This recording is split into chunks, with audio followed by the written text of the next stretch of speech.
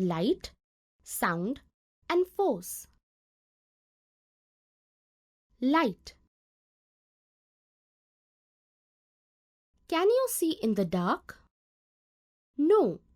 Light helps us to see things around us. The sun is the main natural source of light during the day. Other sources of light are made by man, such as bulb, tube light, candle, lantern, torch, etc. Objects which give out light are called luminous objects. Objects which do not give out light are called non-luminous objects. Shadows. Light travels in straight lines. Shadows are formed where light is blocked by the object. Can you see a dark image formed on the ground which is similar to the boy? This is the shadow of the boy.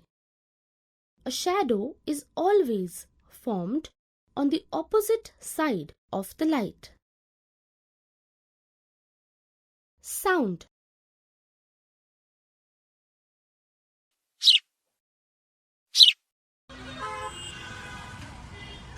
We hear different types of sounds every day. Without sound, we would not be able to talk to anybody or listen.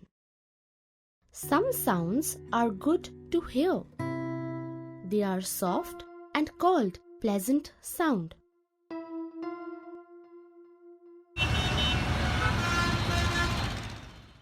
Some sounds are not good to hear. They are loud and can irritate us. They are called unpleasant sounds. Unpleasant and loud sound is called noise. Force. A push or pull required to move an object is called a force. We push things away from us. We pull things towards us.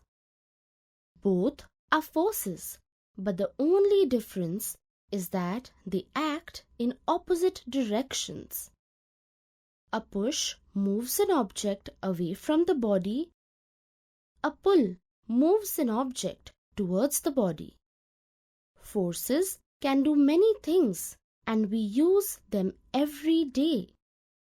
Force can start moving an object.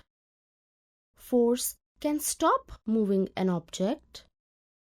Force can change shape of an object.